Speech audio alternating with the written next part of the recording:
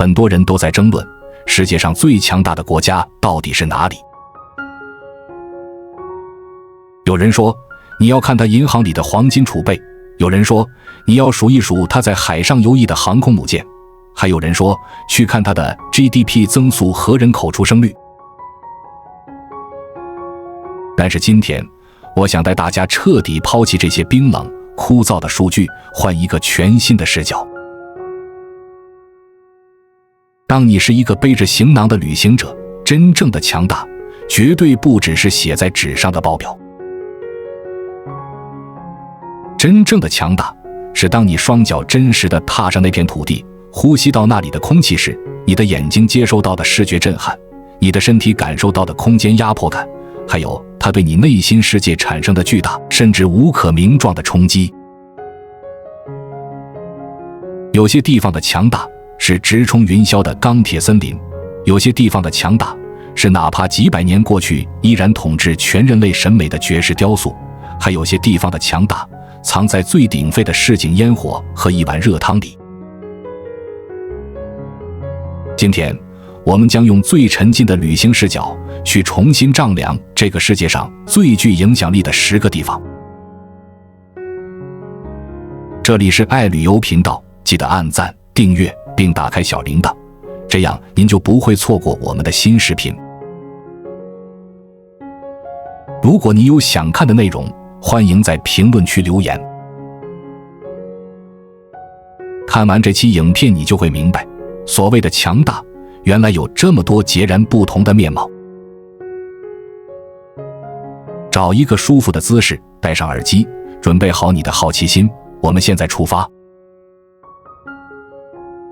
第10名，意大利。當我們談論強大，往往會想到鋼鐵、炮火和驚人的財富。但在歐洲的南部，有一種力量能夠穿越2000年的時間，直接統治全人類的大腦，那就是絕對的審美霸權。來到意大利，你絕對不是在走馬觀花的旅行，你是在朝聖。想象一下，你正走在羅馬的街頭，腳下是歷經1000年的凹凸不平的石板路。你轉過一個街角，龐大的古羅馬競技場突然像一頭沉睡的巨獸般出現在你眼前。即使現在它只剩下殘垣斷壁，即使野獸的嘶吼和決鬥士的鮮血早已隨着風消散，但當你伸出手觸摸到那些被時間風化的粗糙巨石，你依然能感覺到2000年前那個龐大帝國的心跳。那是曾经把整个地中海當成自家內陸湖的終極權力。然後你坐上火車，穿過托斯卡納豔陽下的向日葵田，去到佛羅倫薩。當你走在那些狹窄的巷弄裡，隨便推開一扇沉重的木門，裡面可能就藏着米開朗基羅或者達芬奇的真跡。你甚至不需要懂什麼高深的藝術理論，當你在梵蒂岡的西斯廷教堂仰起頭，看着頭頂上那幅震撼人心的創世紀穹頂畫時，那種直擊靈魂的視覺壓迫感會讓你瞬間屏住呼吸，甚至起一身雞皮疙瘩。不僅如此，這種審美霸權還延伸到了今天的生活方式。無論是米蘭街頭那些剪裁得體、引領全球時尚的高級定制服裝，還是一杯看似簡單的意式濃縮咖啡，這個國家在用一種極致的浪漫和天賦告訴世界，是誰定義了現代人類對美和品味的標準。能夠讓全世界的人心甘情願飛越半個地球，花幾個小時排隊，只為看一眼他們祖先留下的石頭和畫布，這就是意大利最頂級的軟實力。第9名，印度。如果說歐洲的強大是精緻的、過去的，那麼第9名則是一個充滿混沌，卻又如同遠古巨獸般正在粗暴覺醒的地方。如果你想體驗什麼叫做極致的撕裂感，衝突感和沸騰的生命力，你必須來一趟印度。在這裡，你的所有感官都會被強制放大到極限，甚至會讓你感到輕微的眩暈。清晨5點，當你站在瓦拉納西的恆河邊，天空剛剛泛起一點紫紅色，空氣中同時彌漫着刺鼻的香料味、濃烈的焚香，甚至還有遠處火葬台飄來的煙火氣。幾百萬人可以為了靈魂的洗滌，密密麻麻地聚集在河水裡。那種原始信仰的狂熱，萬千信徒低聲吟唱的嗡嗡聲，會讓你感覺自己仿佛墜入了一個沒有時間的異度空間。但印度的強大，恰恰在於它不可思議的社會折疊。只要你擦乾身上的恆河水，坐上幾個小時的國內航班來到南部的班加羅爾或者海德拉巴，你眼前的畫面會瞬間像被刀劈開一樣，切換成冷峻的玻璃幕牆和徹夜通明的現代化寫字樓。大街上走着無數西装革履、端着咖啡的 IT 精英，這裡掌控着全球軟件外包的命脈，是直接連接硅谷資本市場的科技引擎。你手機裡用的很多 App， 背後的代碼可能就誕生在這些大樓裡。一端是極度的貧困、最古老的精神修行和滿街亂走的神牛，另一端是爆炸的經濟增長、最前沿的數字代碼和野心勃勃的登月計劃。14億人在這片廣袤的土地上摩擦、碰撞，這種在混亂中瘋狂向前衝的龐大體量感，讓你不得不承認，這股新興力量正在用一種不按常理出牌的方式，猛烈地撕扯並重塑着世界版圖。第8名，阿拉伯聯合酋長國。如果說前面的國家靠的是歷史底蘊和人口紅利，那麼阿联酋向你展示的是純粹的、毫不掩飾的超能力。這是用無窮無盡的金錢，在地球表面硬生生砸出來的一個沙漠奇蹟。想象這樣一個場景，你剛剛推開迪拜國際機場的感應大門，熱帶沙漠50度的高溫帶着滾燙的沙塵，像一堵牆一樣重重地撞在你的臉上，放眼望去只有荒蕪的黃沙。但就在這片連最頑強的植物都難以生存的絕境裡，他們建起了一座直插雲霄的哈利法塔。當你站在塔下往上看，這根高達828米的巨大鋼鐵巨針仿佛要刺破天空的穹頂。這已經不是普通的建築了，這是人類用金錢和科技對大自然發出的最狂妄的挑釁。在阿联酋旅行，你全程感受到的只有2個字：征服。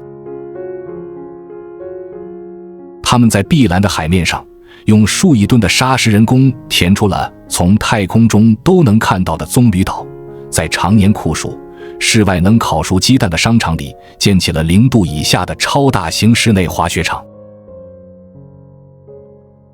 街道上咆哮而過的是限量版超跑，港口裡停滿的是造價上億美元的超級遊艇。它不需要大江大河的滋養，也不需要幾千年的文化底蘊，它只用最直接、最暴力的財富力量，就把全球各地的富豪、頂尖的建築師和最奢華的資源全部虹吸到這個中東的十字路口。站在這裡，你甚至會有一種幻覺，只要預算足夠，這裡的人可以買下整個世界。這就是資本能夠達到的絕對統治力。第7名，台灣。說到影響世界的力量，許多人的目光可能會習慣性地鎖定在那些擁有廣闊疆域的大國上，從而忽視了在太平洋西岸這個面積並不大的海島。但在今天的全球科技和經濟版圖上，它卻是一個只要稍微停擺一天，就能讓全世界的供應鏈陷入恐慌的絕對核心。這裡的強大有着一種極其迷人的反差感。在那些看似毫無波瀾的工業園區裡，一塵不染的無塵室中，機器正日夜不停地運轉，掌控着全球最高精尖的半導體命脈。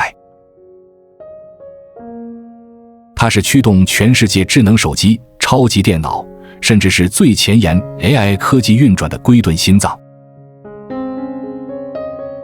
但是，當你真正背着背包踏上這片土地，你卻完全感受不到那種冰冷高科技帶來的壓迫感和疏離感。相反，把這些足以改变世界的硬實力包裹起來的，是世界上最溫潤的人情味和繁體文明的深層底蘊。旅行中最震撼的體驗往往發生在黃昏，你可能前一秒還在信義區仰望着台北101這樣極具現代感的摩天大樓，感受着國際金融中心的快節奏，下一秒你只需轉過2個街角，就能走進一條充滿市井煙火氣的巷路。在鼎沸的人生中，伴隨着機車排氣管的轟鳴，你坐下來吃一碗熱氣騰騰、滷汁濃郁的肉燥飯，或者一份外酥裡嫩的蚵仔煎。在這裡，高科技的晶圓廠和傳承了幾代人的老字號攤位，在同一個時空裡和諧共存。在台北橋上，你會被早高峰那如瀑布般傾瀉而下的機車車流所震撼，那是無數個普通人為了生活奮鬥的巨大能量。而在街角隨處可見的宮廟裡，你又能看到虔誠的信徒在繚繞的香火中尋求內心的寧靜與庇護。更讓人敬畏的是它在地理上的韌性。從東海岸開闊壯麗的清水斷崖，看着太平洋的驚濤拍岸，到驅車直上甚至能遇到降雪的合歡山和玉山，大自然的狂野力量賦予了這裡堅韌不拔的性格。真正的強大不一定需要百萬雄師的嘶吼，而是在世界的風起雲湧中擁有不可替代的價值，並且把最高精尖的科技命脈妥帖而安靜地藏在最濃郁的煙火氣裡。第6名，日本。這是一種將細節掌控到令人感到恐怖的軟實力大國。去日本旅行，你體驗到的強大叫做極端的折疊空間與令人窒息的秩序感。當夜幕降臨，你站在東京的澀谷十字路口，天空中飄着蒙蒙細雨。當綠燈亮起的那一瞬間，幾千人撐着透明雨傘，從四面八方像潮水一樣同時穿過馬路，卻沒有一個人發生碰撞。你的四周是被巨大的電子屏幕和二次元廣告牌包圍的賽博朋克森林，音響裡播放着震耳欲聾的流行音樂。在這一刻，你會感到自己極其渺小，瞬間被這種人類現代都市運作的巔峰效率所吞沒。令人敬畏的是，在如此龐大密集的人流中，列車可以精確到秒的到達，整座千萬人口的城市像一台上了發條的精密儀器一樣，安靜且高效地運轉。但只要你搭乘新幹線，看着窗外的風景快速後退，2個小時後去到京都，你瞬間就會掉進另一個截然不同的時空。走在長滿青苔的枯山水庭院裡，看着穿着和服的人踩着木屐走過古老的木造建築，聽着竹筒敲擊石頭的清脆聲響。當你坐下來，體驗着每一道工序，甚至擺盤的角度都充滿儀式感的懷石料理時，你會感受到一種極度向內收斂的力量。日本的強大在於他們極致的匠人精神和對規則的絕對敬畏。他們不僅能造出世界上最精密的工業車床，還能把外來的現代科技和本土的傳統文化完美融合，制造出了能讓全世界消費者瘋狂買單的動漫、遊戲和汽車。第5名，德國。在歐洲大陸的中心，德國展現的是工業機器的絕對理性。這裡的強大是可以被精準測量，甚至是可以讓你親自握住方向盤去駕駛的。想象一下這個畫面，你租了一輛大馬力的德國產汽車，駛上舉世聞名的德國高速公路。當你把油門死死踩到底，看着儀表盤的時速飆升到240公里，窗外的樹木變成模糊的殘影。但在你的左側車道，依然有車以更快的速度閃一下大燈，井然有序地超越你。在這個沒有限速的狂飆世界裡，你感受不到任何混亂和恐懼，只有底盤傳來的極致平穩和安全感。這就是德國實力的完美具象化，極端的精密，嚴苛到變態的交通規則，以及背後強大到令人發指的重工業基礎。但如果你以為德國只有冰冷的鋼鐵和不苟言笑的工程師，那就大錯特錯了。這個國家的底色其實藏着極深的浪漫主義。當你的車駛出高速公路，隨着地勢起伏，一頭扎進巴伐利亞州深邃幽暗的黑森林，或者在清晨破曉的雲霧中看到仿佛懸浮在半空中的新天鵝堡時，你会感覺自己走進了格林童話的幻境。他們可以用最嚴謹的數学公式和物理定律造出世界上最堅固的機器和光學鏡頭，卻在內心深處保留着對中世紀古堡、對古典音樂的無限向往。這種冷酷理智與極致夢幻交織的獨特魅力，這種把事情做到極致的軸勁，讓德國在經歷過歷史的巨大創傷後，依然能在世界舞台上穩如泰山。第4名，英國。這是一個曾經被稱為日不落帝國的國家。雖然今天的世界地圖已經改變，曾經的艦隊也已遠去，但它的強大在於一種深深刻在骨子裡的傲慢、從容，以及深厚到足以影響全人類的文化餘暉。去倫敦旅行，你最深的體會就是底蘊的重量。大英博物館是你絕对无法避開的一站。當你走在那些高大幽暗的展廳裡，看着來自古埃及的木乃伊、古希臘的帕特農神廟雕塑、巴比倫的泥板文獻，雖然歷史的爭議一直都在，但你不得不承認，這背後是一個曾經用航海、火炮和貿易規則生生統治了半個地球的龐大網絡。走在陰雨綿綿的泰晤士河畔，聽着大本鐘沉悶而莊嚴的鐘聲穿透霧氣，或者坐火車去到蘇格蘭高地那些歷經風霜的荒野古堡，去牛津和劍橋聞一聞那些幾百年歷史的圖書館裡散發出的書卷氣，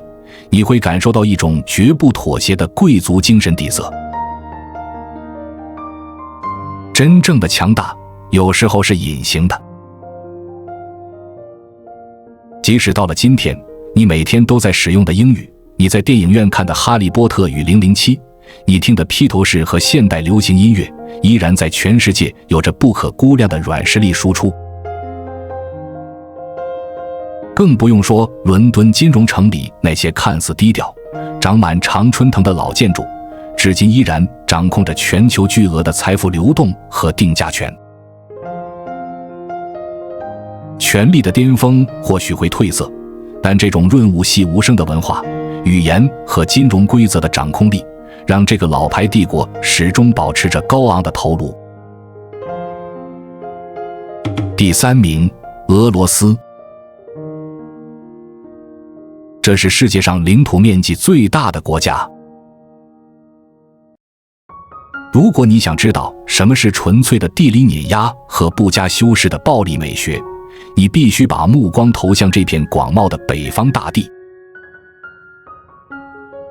這裡的強大不需要任何精緻的包裝，它直接通過無邊無際的土地和極端的嚴寒向你施加物理和心理上的双重壓力。在隆冬时節，當你穿着厚厚的羽絨服走在莫斯科紅場上，呼出的氣瞬間變成白霧。看着那些巨大的、色彩鮮豔卻又線條硬朗的東正教穹頂建築，以及旁邊如同堡壘般堅不可摧的紅牆，你會感到一種莊嚴肅穆的絕對權力。這裡的建築風格沒有小巧玲瓏，只有宏大、厚重，仿佛每一塊磚都在宣告一種不可撼動的鋼鐵意志。而當你坐上橫跨歐亞大陸的西伯利亞大鐵路，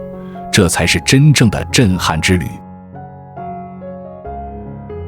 火車在鐵軌上哐當哐當的行駛，你端着一杯熱茶看向窗外，是一望無際的皚皚白雪，幾百公里都不改變形態的挺拔白桦林和冰封的如同鏡面一樣的貝加爾湖。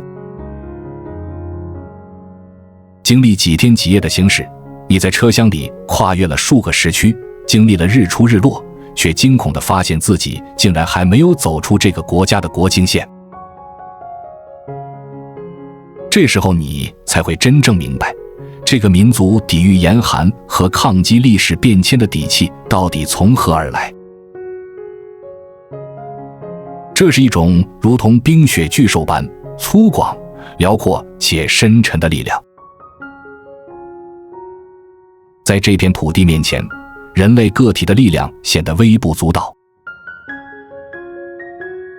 第二名，大陸。如果你想看人類歷史上規模最宏大、速度最快的時代變遷，體驗什麼叫做折疊的時代感，這裡是你地球上唯一的目的地。這是一種足以逢山開路、遇水架橋，徹底抹平大自然阻礙的超級基建力量。當你踏上大陸的廣袤土地，最直觀的感官衝擊來自於不可思議的效率與龐大到令人敬畏的規模。你可以坐着安靜平穩的高鐵，以時速300多公里穿梭在雲貴高原那些原本與世隔絕的崇山峻嶺之中。幾分鐘前，窗外還是傳統的梯田，穿過一個隧道，眼前瞬間變成高樓林立的超級城市。當你來到重慶，你會徹底迷失在這座立體的賽博朋克魔幻之城裡。輕軌列車直接從居民樓的半空中穿過，導航在重疊了4、5層的立交橋前徹底失效。夜晚將兩岸璀璨的燈火，讓人仿佛提前走進了22世紀。而在上海的外灘，當夜幕降臨，黄浦江對岸陸家嘴直插雲霄的摩天大樓建築群，在流光溢彩的燈光秀中，毫無保留地展示着這個世界工廠和龐大經濟體強勁跳動的脈搏。但最奇妙的旅行體驗在於時間的劇烈錯位。在這些科幻般的現代奇觀背後，你依然可以觸摸到幾千年的歷史縱深。在西安古老的城牆上騎行，看着腳下車水馬龍，或者走在北京故宮那深紅色的高牆內，看着夕陽下金色的琉璃瓦，那份歷史的厚重感撲面而來。這種把最古老的東方文明和最前沿的科技基建完美融合的能力，這種在短短幾十年間徹底重塑幾百萬平方公里山河的驚人執行力和動員力，是你在地球上其他任何地方都絕對看不到的終極奇觀。第一名，美國。最終，我們來到了這片把極端資本文明和極端自然風光融為一體的土地。作為當今世界的超級霸主，它的強大不需要任何人去鋪墊和解釋，而是直接粗暴地衝擊你的所有感官。這裡有絕對的資本帝國，當你站在紐約曼哈頓的街頭，被那些遮天蔽日、充滿壓迫感的鋼鐵森林徹底包圍，常年照不到陽光的街道裡穿梭着黃色的出租車，耳邊是急促的警笛聲和喧鬧的人群，你會真切地感受到，這裡就是全球資本、慾望和財富流動的心臟。這裡的繁華有着一種吞噬一切的野心，代表着人類商業文明目前的最高峰。而在北美大陸的另一端，加州硅谷那些看似寧靜的園區裡，工程師們正在用一行行代碼，霸道地定義着全人類未來的生活方式和科技走向。但真正讓美國的旅行令人心生敬畏的，除了人類文明的奇蹟，還有它極致的自然張力。當你租一輛大馬力的肌肉車行駛在荒涼、筆直、仿佛永遠沒有盡頭的66號公路上，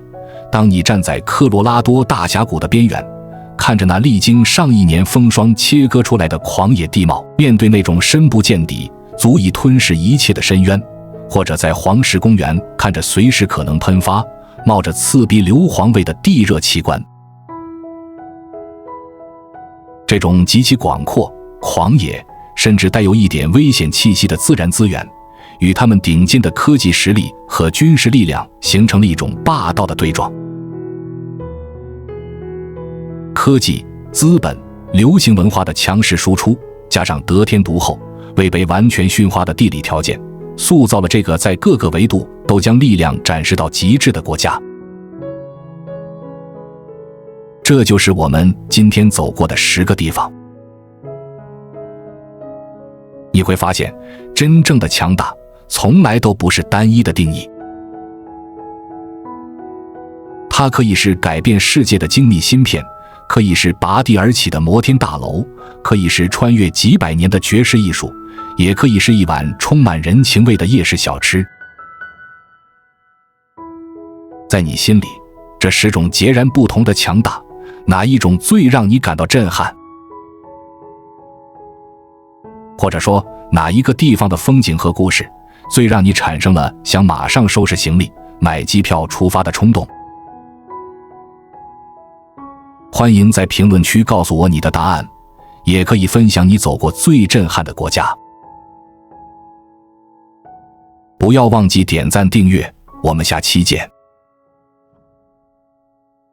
關注我，我是愛旅遊，帶你探索地球的每一個角落。